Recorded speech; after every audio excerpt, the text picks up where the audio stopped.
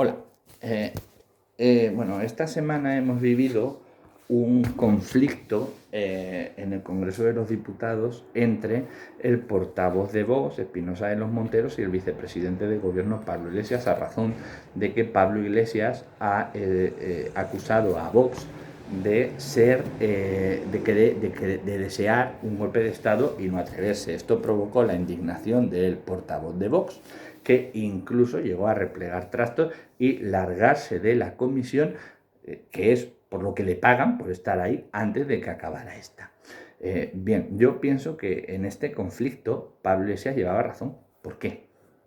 Porque si atendemos a las circunstancias y al lenguaje que utilizó Pablo Iglesias no dijo que estuvieran conspirando por un golpe de Estado, dijo que estaba deseando de un golpe de Estado, pero que no se atrevía, ¿vale? Pues bien, durante estos días se ha visto a varios militantes importantes de Vox desear, instar, decir, insinuar que, dadas estas circunstancias que estamos viviendo, el rey debería de poner el gobierno civil surgido democráticamente de las urnas y sustituirlo por un gobierno militar haciéndose cargo de la situación.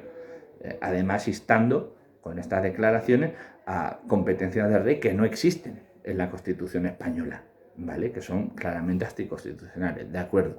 Entonces, estas declaraciones de gente de Vox, acompañando al hecho de que no han sido corregidas ni condenadas, ni ha habido ningún tipo de sanción, sino más bien ha habido silencio por parte de la dirección ante estas declaraciones de algunas personas de Vox tan graves, pues este silencio, para mi entender, comporta una aceptación de lo que se está diciendo.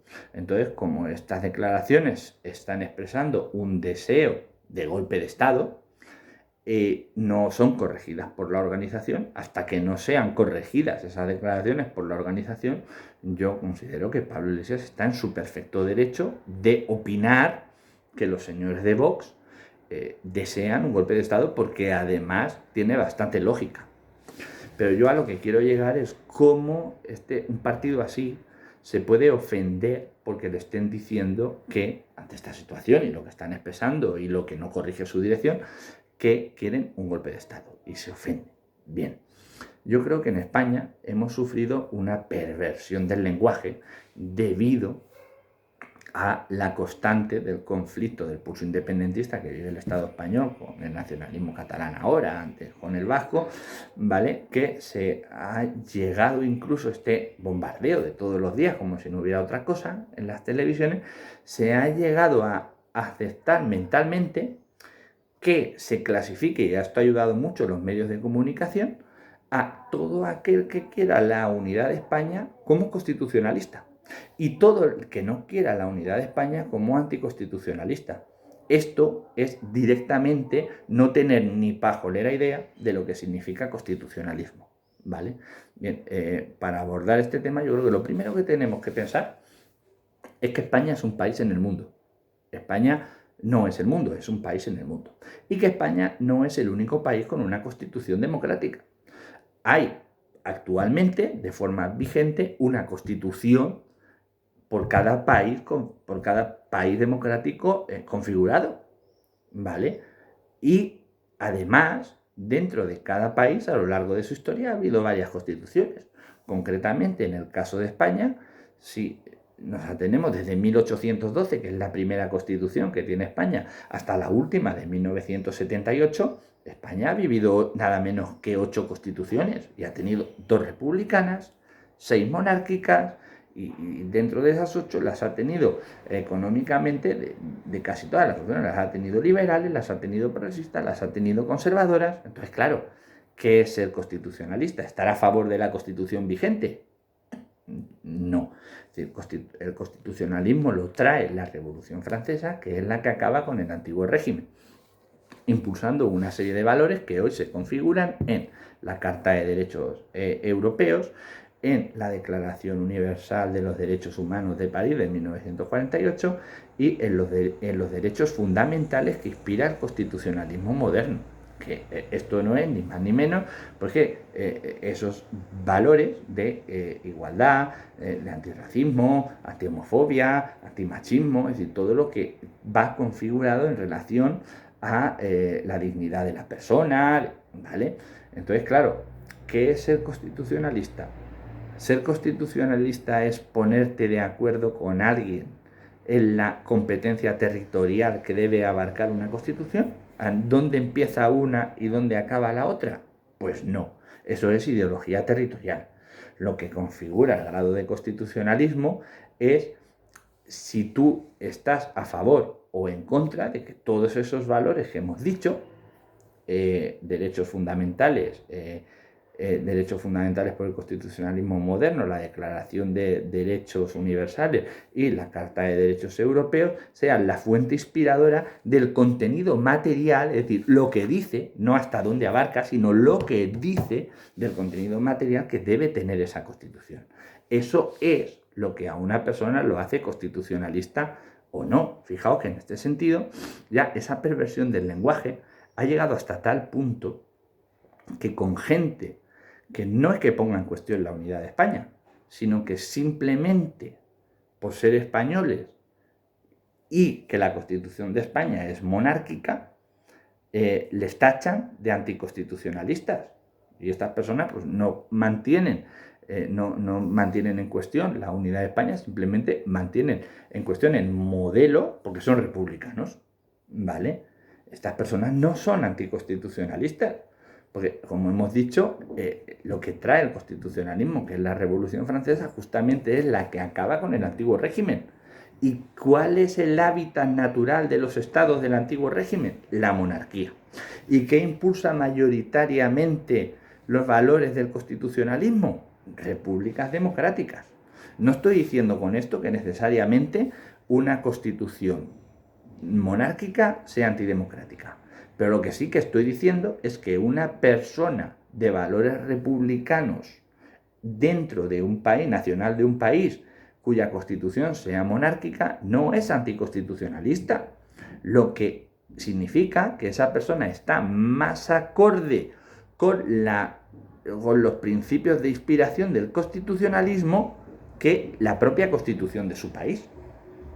Y en este sentido, convendría apuntar, incluso como aporte moral, no estoy juzgando a nivel legal la fuente democrática de las constituciones monárquicas, pero habría que apuntar que ser monárquico, por muy refrendado que esté por el pueblo en un momento dado, significa hacer obligatoriamente que las generaciones futuras tengan que asumir sí o sí un jefe de Estado descendiente del que elegimos las generaciones pasadas.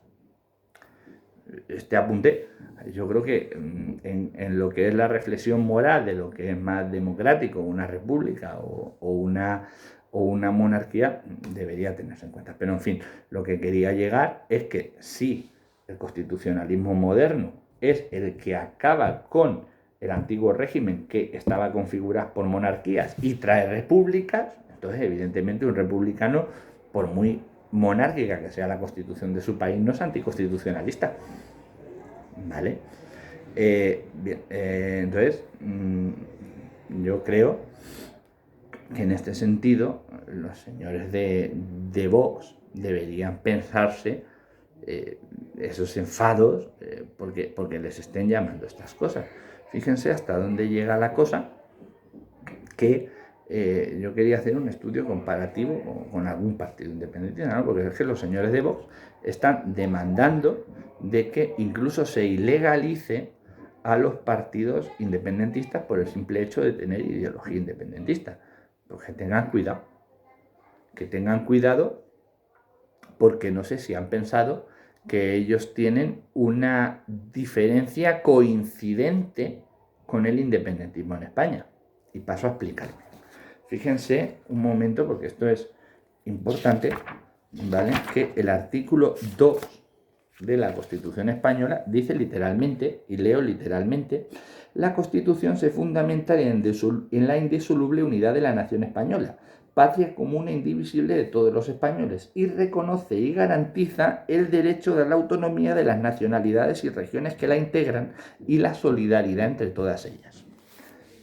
Bien, es sabido que el independentismo, lógicamente, está en contra de la primera parte de este artículo, que es la unidad de España. Pero es que Vox abiertamente, incluso por escrito en sus programas electorales, está en contra de la segunda parte de este artículo, que está separado simplemente con una Y, es decir, que está todo dentro del mismo párrafo, es el mismo artículo, que es la configuración del Estado de las autonomías entre nacionalidades y regiones que la integran.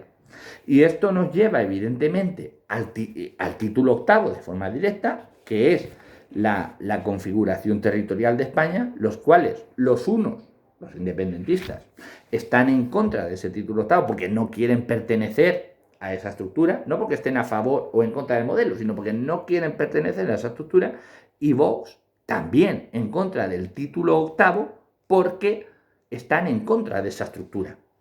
Con lo cual, por razones diferentes, fíjense ustedes que están pidiendo la ilegalización de quien está en contra del artículo 2 de la Constitución por estarlo y de quien está en contra del título octavo por estarlo. Pero es que da la coincidencia que ustedes, por razones las que sean diferentes, por eso lo llamo la diferencia coincidente, ustedes también están en contra del artículo 2, porque están en contra del Estado de las Autonomías, y del título octavo, que es la que desarrolla el Estado de las Autonomías. Por tanto, yo me pensaría bastante si al pedir la ilegalización de quien está en contra del artículo 2 y el título octavo, no están pidiendo ustedes mismos también su propia ilegalización. Porque piénsenselo bien. Es decir, incluso pensemos por un momento, con todo lo que hemos explicado, hagamos una comparativa, por ejemplo, entre Esquerra Republicana de Cataluña, por poner un ejemplo de partido independentista, y Vox. Pues Esquerra Republicana de Cataluña, por poner un ejemplo reciente, pues es conocido que entre el 2004 y el 2008, por ejemplo, fueron clave vital, junto a otros partidos como Izquierda Unida, que eran los socios bases de la legislatura de la primera legislatura de Zapatero, en la conquista de nuevos derechos civiles, que sí que encuadran dentro de esos valores constitucionales. Entonces, es sabido y conocido que con independencia de ponerte de acuerdo o no con este partido en la abarcación territorial de competencias que tiene que llevar una constitución, hasta dónde tiene que llegar una y empezar otra, con independencia de eso, cualquier demócrata, en el sentido global del contenido que tiene que llevar una constitución, se va a poner de acuerdo inmediatamente con Esquerra Republicana de Cataluña, por ejemplo, pero no así con Vox. No así con Vox, porque lo han dicho en muchísimas ocasiones, se han puesto en contra de los valores feministas, ponen en cuestión muchos valores morales de ese espíritu constitucional.